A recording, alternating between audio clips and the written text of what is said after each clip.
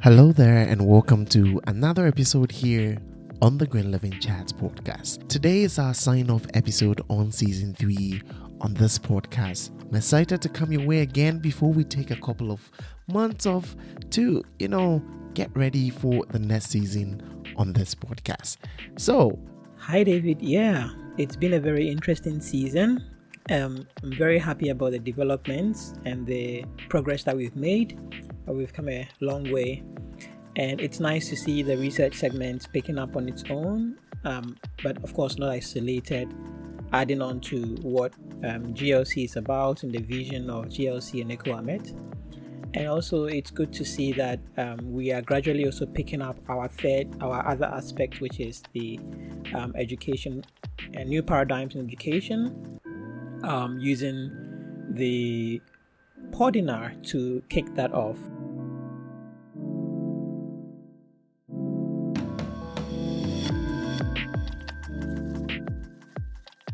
Season 3 was full of exciting stories that we shared all across the globe, right from our first episode in Ghana, going across the globe, and then closing the season back in Ghana.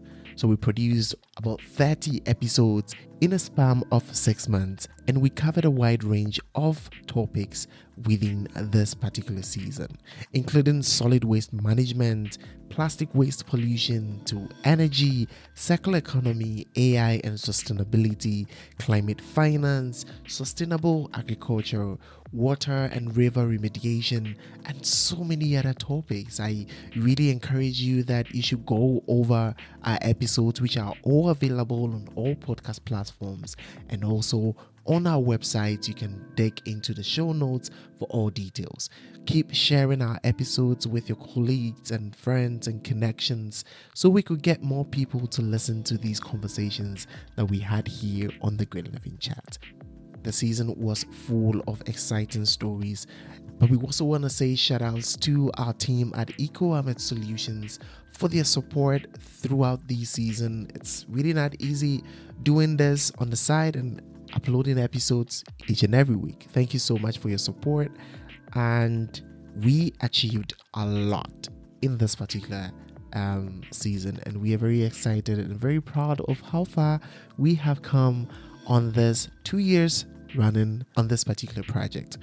In this season, we achieved the goal of supporting initiatives, campaigns, conferences, and projects, including the 4th Ghana Green Building Summit that happened in the mid of last year, which was exciting to support.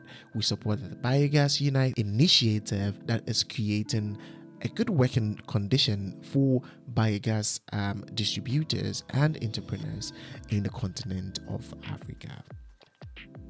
And many more. You can dive into our conversations to know more about these projects. We also gained quite good partnerships for ourselves here at the Green Living Chat podcast. And also, Dr. Daniel Fifi Hagen joined us as a co-host on the Research Story segment. Hi, Daniel. Maybe you could give us a little updates on what happened on the Research Story segment in this particular season. So I'm very happy about this season, and I just want us to quickly reflect on what we have learned throughout the season. I think there's a lot that we've learned, and I'm hoping that anyone listening to this closing season finale would get more interested in listening to episodes that they may have missed. Yeah, so throughout the season you were clearly more active, doing a lot of interviews, and I was also trying to fill in the gaps where we had them. It was nice for us to sort of take a detour from our usual way of doing things to look at fields that don't seem to have anything to do with us, like our conversation with Professor Peter Shaw. It was really nice seeing such a conversation on artificial intelligence and sustainability. Of course, with Peter's humor, that made it also more interesting. And I'm hoping that our listeners have been able to sort of begin to have the vision of what they could do with AI in their various fields. You actually mentioned about how some AI technologies are currently being used to sort out waste, and this is something that I think it's very important. Professor Shaw also told us about some of the other applications. We have seen applications in climate change mitigation practices, and we have seen AI being used in various fields. And so I'm hoping that this conversation would add on to, I know, a host of conversations that are going on in other platforms as well, for people to begin to see that, there is a lot we can do with AI in terms of sustainability. And of course, also for us to be wise in knowing when to use it and when to sort of go to our traditional practices. So that was a very interesting episode, and I hope that more listeners will try to pick that up. There were a couple of technical things there. I've been meaning to do the reflection series. Hopefully that would start very soon, but I'm hoping that more people will get interested in things like that. It was also quite good getting in touch with Dr. Aram and Dr. Aram Nogbe, and having the interview on the deterioration of water reservoirs or black water. That was a very interesting episode. It was our first episode doing it together on site. And yeah, we had a couple of technical difficulties here and there because we're using new machinery at that point. But it was good to have that interview out there and that conversation going. And one of the things I really liked about that particular episode was that the way Dr. Nogbe presented the whole research, I think opens up a lot of avenues for various fields of various disciplines to see portals or to see windows of opportunities where they could meet his story. And I think that it was very nice. Personally, as a climate scientist, I saw areas where climate science would help him to make sense of what he was talking about. And personally, I hope to be able to do some collaborations with him. But we also invite people who think that there could be potential stakeholders in what he is doing to also pick that up. So for those of you who are into hydrology, climate science, who are into water quality, who are into basically the whole aspect of sustainability, I think this is a very great point to go through. Taking care of our water reservoirs is very important, regardless of which country you are in. This is very, very important. We need to be able to provide good water for our communities. So it was very nice to see, to hear from Dr. Aram and to know what we could learn from him over there. I was especially very excited having the upcoming doctor, Dr. KB Kwekuba Orjan being a friend of mine as well, and being high school buddies. It was nice to catch up, but it was also nice to see that after high school we've been busy, and we've all been thinking about how to contribute our quota to development, and Orjan had been busy. And his talk on climate finance and sustainability was a big hit. I think that a lot of people really enjoyed that conversation. With his experience both in research and industry, I think it really gave the conversation some sort of added taste. And if you haven't listened to this interview, I am pleading with you. You can pause right now and check out that interview, Climate Finance and Sustainability, with Papa Kwekuba Orjan. Orjan is with the University of Ulm in Germany, and he has a ton of experience work-wise. And I think that the professors that he's working with, the academicians that he's working with, are also very experienced, and so it's given him that added bonus as well. And so I really hope that more will come out of this conversation. We hope to do a follow-up on that. We're waiting for Orjan's research to to explode, and then we pick up from there. We have a couple of interviews that we've also recorded that we haven't put in this particular season. We're very excited about them. They are follow-ups on some of the interviews that we've had, and we spoke about clothing and how clothing are being dumped in poor countries, and polluting their seasides, their oceans, and this is very disheartening. But these are all things that are going on. Really, management of waste, not on the large scale, but even personally, how we could do that. And you had a couple of conversations as well that were super interesting, and I want you to comment on that, and let us know some of the exciting things that you learned from these conversations. So I really enjoyed the one you did with Michael Rada, and I hope that people would go and listen to that particular interview as well.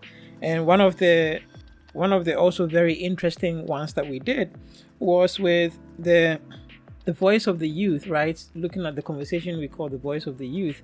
That was a very nice one. I enjoyed listening to it. It was nice seeing that the youth of Ghana are picking up on these initiatives, and that they are working hard to educate the public and to get the word out there. And we are doing all our best to help them in this endeavor, to get them to to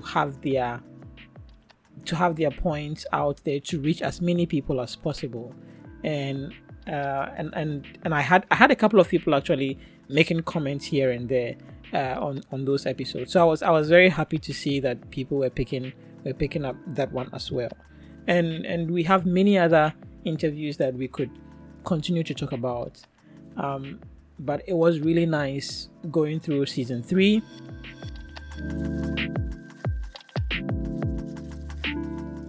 Yes, super exciting things happening here on the Green Living Chat. And we also want to thank you. For sure, you have been part of this journey, and we really appreciate you for listening, sharing, commenting, and encouraging us all along the way. In the coming season, we will also like to involve you more. Let's hear from you. Write more to us. We want to hear your insights and the things that you are learning. We want to hear initiatives that have started right after listening to these conversations. It is very difficult to summarize all the conversations that we've had in this particular season. But one thing I would like to say is that sustainability is a collective action, and we really need to come together to do this. I have seen a trend in my country, Ghana, and I think that it's something that probably might be the same in other countries. I'm not sure I have data to support this, but we need to come united when it comes to building sustainable initiative. Everyone just wants to do something in their own niche and become, I don't know, get the award or probably be renowned for being the solution to that. But we can see everyone doing something little in their own niche. So why don't we come together? Indirectly, we created this mess together. So I would like to see more of collaborations in initiatives that are related, coming together to solve these kind of things. And one trend that I also saw in most of the conversations that I had was that finance has always been an issue. People starting initiatives, especially for startups, trying to find funds. It's always a difficult thing. But it's not that we don't have money. There's money in the system, but people are focusing on other areas. How can we make sustainable initiatives more attractive to get funds and support from the government and other stakeholders? And I think these are some conversations that we should keep having. And I would also like to highlight something about consumers. As consumers, that is everyday people, we have a power to tell the industries that we do not want some of the products that you are producing. And I think that it's time that people come together in communities, societies, to do research about things that really matter, because these are kind of conversations that we should have in our daily lives, because we are wasting a lot. And I think that as consumers, we can have the power to tell the industries what we do not want. Unfortunately, some industries are having the pressure to get unnecessary certifications, unnecessary, approaches and other things, which are actually greenwashing and not necessarily sustainable for the environment, to the extent that even the tools that we're using to assess the life cycle impact or the environmental impact of certain products are even being manipulated now. So I wonder which way we are actually going. As youth, we also need to really wake up and step foot, because we are the next generation of leaders across the globe. And so we should pick up initiatives to be able to solve some of the environmental issues that we are having in today's world. Technology plays a very important role, so why don't we connect more with researchers to be able to find these solutions? It will be surprising that most of the solutions that we are looking for are lying in the libraries of universities, just accommodating and absorbing dust. Meanwhile, we are here investing into new researches and wasting the time that we have.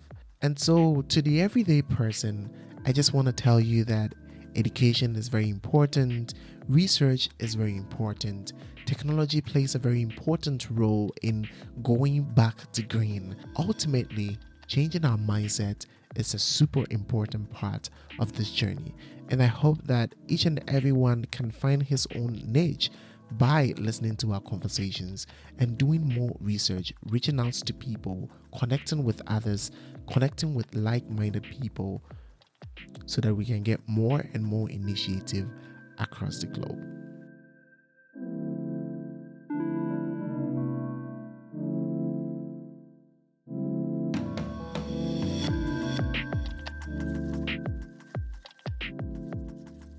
So, what's up in season 4? Well, there's a lot coming up, right? Actually, we are thinking about a new segment as well that we are calling New Paradigms in Education. We already have a couple of speakers lined up to talk about things such as, what are the various ways, unexplored ways of teaching or of educating the young people, not just in the classroom settings, but even beyond the classroom settings. And this is what GLC is committed to doing. And our Podinar, the philosophy in PhD, is actually one of the things that has been pioneering this idea. Last year we had with Dr. Gundula Bush, and this year we had with Dr. Rafi Rashid. If you haven't listened to both Podinars, please go and listen to them. You would love them. This year was a blast. Dr. Rafi Rashid really helped us to think about the philosophy in PhD, and there are a couple of encouraging messages that we got from that particular podcast. So please go out there, listen to that Podinar, and let us know your thoughts on it. We would like to hear from you.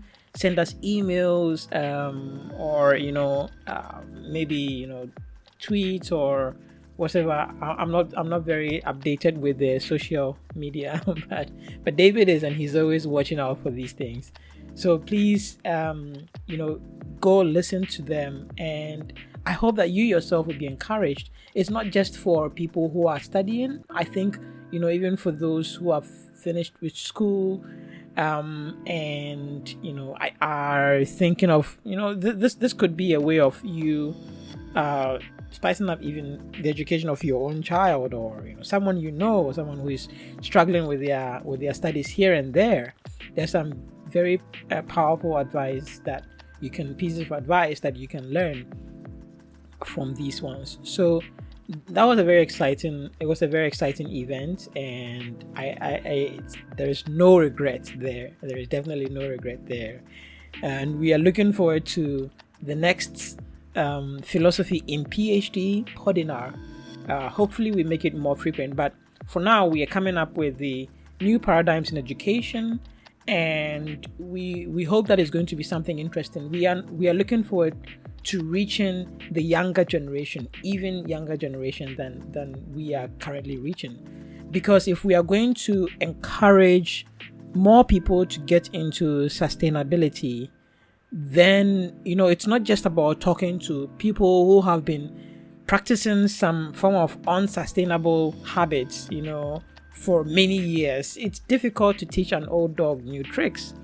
But if we can reach out to our young people, and we can talk to them about what they could be doing in their paths, from high school or even younger than high schools, to be teaching them these things, it would really create a bright future for them. It would be less difficult for them to practice these things. And I dare say that this would even translate into policy making, when they are the ones in charge. It would translate into their policy making, because if they have been living their lives in this kind of way, in a very sustainable way, and they get to the top, it's not going to be difficult for them to change. It's not going to be difficult. In fact, they wouldn't even need change. All they would have to do is to be themselves. And so I'm really hoping that somehow, some way, this new paradigms in education that we are doing, that we get to explore how to communicate these ideas of sustainability to the younger generation, and to do it in more fun and exciting ways. I hope that it will go far, to not just to teach the young ones, but also even those of us who are learning these things even at older ages, that it would transform all of us one way or another. So I'm very excited about that, and hopefully the other ideas that we have pitched across as well, hopefully they all come into fruition. It's become very, very busy recently, but I think it's going to get better. I think that we're going to have more exciting conversations on GLC, and I'm really excited to be part of GLC at this level. That I, at least, in my very small ways, I get to that we get to make our impact. David, you and I, that we get to make our impact.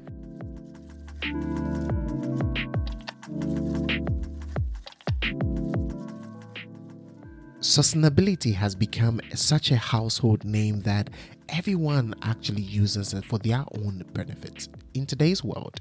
But the urgency of climate change does not give us the space to be using sustainability in whichever way that profits us. Because sustainability is very simple. It's all about we using the natural resources, all the resources that are available, to satisfy our own needs, and leaving enough for the next generation not to think about depletion or extinction of these resources. So we created this platform here on the Green Living Chats to really define sustainability to you, educate you, and also show you the role you can play in contributing to the regenerative ecosystem, of which has become necessary in today's world.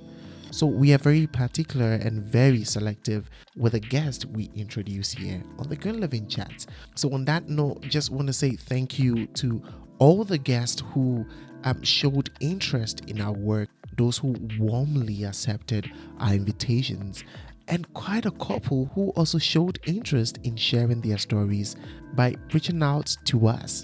The least we can do is to promote their work and how they are dedicated to the work they are doing in contributing to the regenerative economy.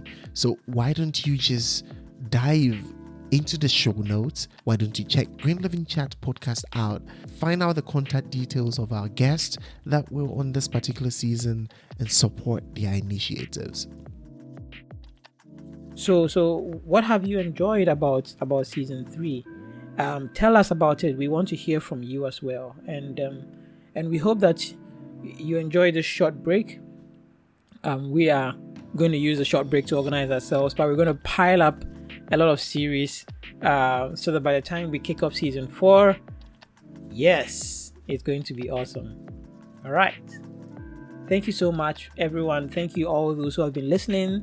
Thank you all those who have been who have been giving us comments. We really appreciate that. We also thank you for all that you've been doing and encouraging us while you listen. Whenever you listen, it's a plus for us. It's a plus for the world as well. Yeah, so I'm very excited about all these changes that are coming in because they are very positive changes. And we look forward to you giving us more ideas about how we could improve our conversations. And if you know someone, or you are someone who thinks that you have something to offer, don't be shy at all. Contact us on any of our platforms, and we will be very, very happy to reach out to you and to have more conversations with you. It's your story we want to hear.